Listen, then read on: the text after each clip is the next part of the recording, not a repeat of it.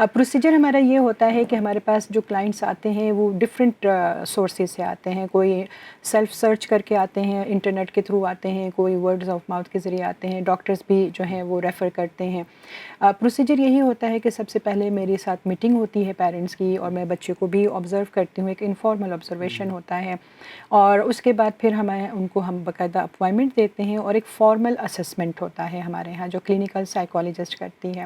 Formal assessment جو ہوتا ہے اس پروسیجر کے بعد پھر ایک کمپریہنسو رپورٹ آتی ہے جس میں کہ بچے کی کمپلیٹ اسسمنٹ کی جو رپورٹ ہوتی ہے. کتنا عرصہ لگ جاتا ہے اس میں؟ جو دیکھیں ہر ادارے کا ایک اپنا پروسیجر ہے. ہمارا جو پروسیجر ہے, کیونکہ یہ آٹزم جو ہے یہ ایک بہت سینسیٹیو چیز ہے, ٹھیک ہے, بڑی ڈفرینٹ سی چیز ہے, تو ہم پورا 1 ویک لیتے ہیں اس کو اسیس کرنے میں, ڈیلی 1 آور, کیونکہ یہ بچے کو کوئی بھی بچہ ہوگا, ایون نیورو ٹیپیکل ڈیولپ بچہ بھی. ہر ہفتے اس بچے کو بلایا جاتا ہے 1 ویک 1 ویک یعنی پورے ہفتے ڈیلی اسے جو ہے وہ ایک سڈن ٹائم آپ رکھ لیتے ہیں 1 آورس کا کہ بھائی اسکیجول کر لیتے ہیں کہ بھائی اس ٹائم سے اس ٹائم تک جو ہے وہ یہ بچہ, تو وہ پورا ویک آتا ہے. پورا ویک آتا ہے. اچھا, اس ویک کو کمپلیٹ کر کے پھر آپ نیکسٹ پروسیجر یہ ہوتا ہے کہ ہم پیرنٹس کو 2 ویکس کا ٹائم دیتے ہیں فور دا رپورٹ, ٹھیک ہے.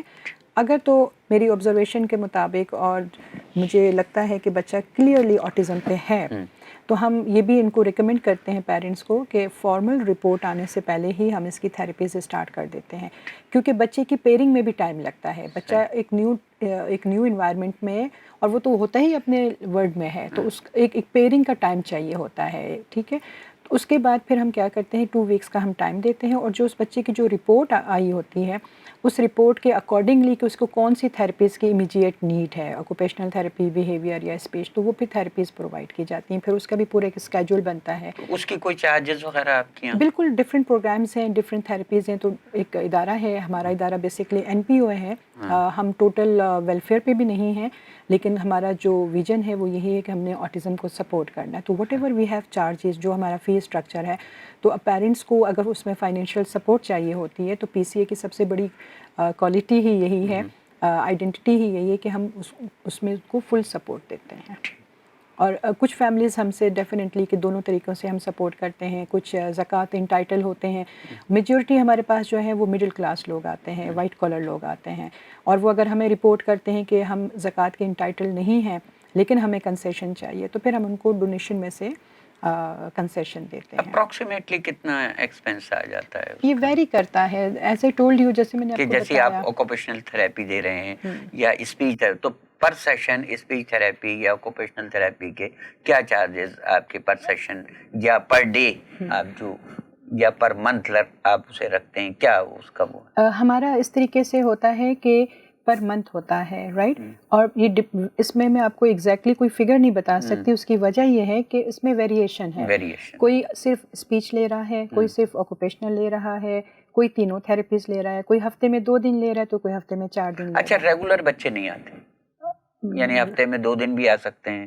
وہ ڈیپینڈ کرتا ہے نا بچے کی نیڈ کتنی ہے. ایک چیز یہ بچے کی نیڈ کتنی ہے, دوسری یہ کہ پیرنٹس جو ہیں ان کے وہ کیا ڈیسائیڈ کرتے ہیں. دیکھیں ہمارا کام ہے بینگ اے پروفیشنل کہ ہم گائیڈ کریں, ٹھیک ہے. ہم پیرنٹس کو فورس نہیں کر سکتے, ہر فیملی کے اپنے سرکمٹینسز ہوتے ہیں, تو وہ اپنے فائنینس کو, اپنی تمام چیزوں کو کنسیڈر کرتے ہوئے وہ کہتے ہیں کہ نہیں میڈم ہم 5. اور پھر سب سے بڑی چیز جو ہوتی ہے نا وہ ہے کنوینس کی, جو 80% بچے نہیں پہنچ پاتے ہیں نا, اس کی ایک میڈم یعنی مین وجہ جو ہے وہ کنوینس ہے کہ وہ بچے کو لے کر, اب وہ کہتے ہیں کہ جی والد تو اس کے صبح کام پہ چلے جاتے ہیں, ایشوز آتے ہیں, ہاں اب میں کیسے لے کر آؤں بسوں میں, اگر 20 کلومیٹر یا 25 کلومیٹر کا فاصلہ ہے تو وہ تو شی کانٹ ڈو.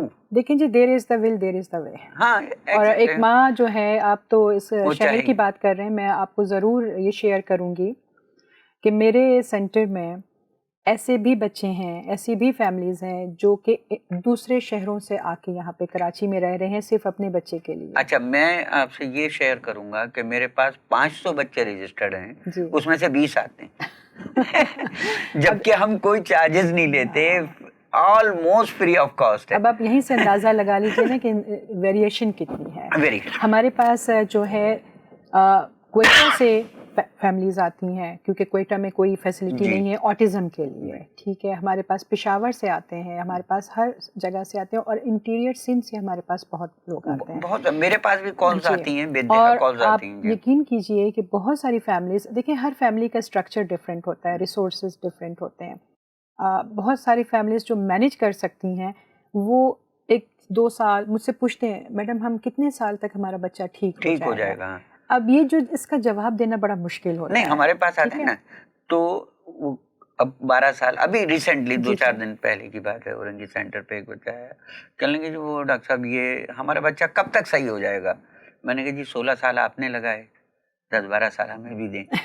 تو وہ جب وہ پہنچ جاتے ہیں کسی جگہ, جیسی آپ کا ماشاءاللہ ایک ادارہ ہے اور نام ہے اس کا, تو وہ وہاں یہ ایکسپیکٹ کرتے ہیں کہ ہمارا بچہ اب صحیح جگہ آ گیا ہے, اب ہم اسے جلد سے جلد جو ہے وہ یعنی کیوریٹ کی طرف, جسے آپ کہہ لیں, کیوریٹ تو نہیں ہوتا مگر یہ کہ ہاں وہ آلموسٹ ڈیولپمنٹ کی طرف آ جاتا ہے. نہیں, آپ صحیح کہہ رہے ہیں.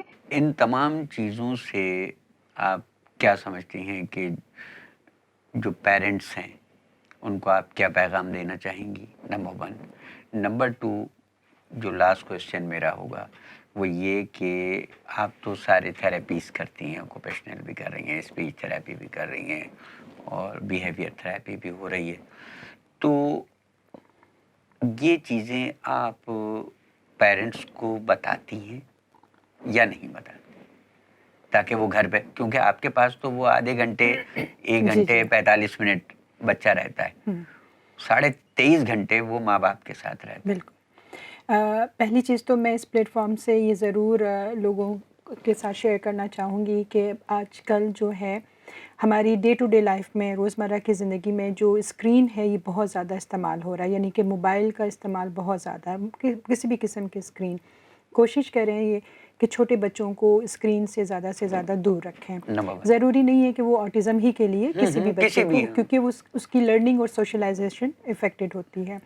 نمبر 2, جو آپ کا کویشچن ہے کہ پیرنٹس کا, بالکل ہمارا جو ادارہ ہے اس چیز میں الحمدللہ کہ ہم لوگ مدر ٹریننگ پروگرام ہمارے کانسٹنٹ ہوتے ہیں, کچھ پیڈ ہوتے ہیں, زیادہ تر ہمارے ان پیڈ پروگرام ہوتے ہیں. ہم ماؤں کو ٹریننگ دیتے ہیں, ان کو آبزرویشن بھی کرواتے ہیں. جب تھراپسٹ کام کر رہے ہوتے ہیں بچوں کے ساتھ تو باقاعدہ ایک اسکیجول بنتا ہے, اور ہر بچے کی ماں کو یہ اپرچونٹی دی جاتی ہے کہ وہ اپنے بچے کا سیشن کو آبزرو کرے, اور ان کو ہم مختلف فری آف کاسٹ ٹریننگز دیتے ہیں, کیونکہ ہمارا بھی کانسیپٹ یہی ہوتا ہے کہ ہمیں ماں کو امپاور کرنا ہے, یعنی فیملی کو امپاور کرنا ہے, کیونکہ الٹیمیٹلی بچہ جو ہے وہ زیادہ تر ٹائم اپنے پیرنٹس کے ساتھ گزارتا ہے.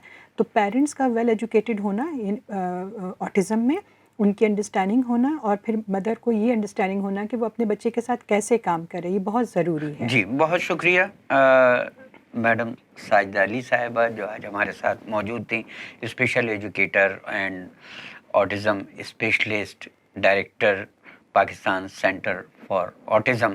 آخر میں اپنے تمام ناظرین کے لیے یہی کہوں گا کہ کوئی میرا ہے اگر تو وہ فقط اللہ ہے, کوئی میرا ہے اگر فقط وہ اللہ ہے, اسی کا نور ہوں میں, اسی کا نور نظر ہوں میں ماورا ہی رہا مفتیوں کے فتووں سے, میں ماورا ہی رہا مفتیوں کے فتووں سے, آج حال کا نسیم ہوں میں, ماضی کا منصور ہوں میں.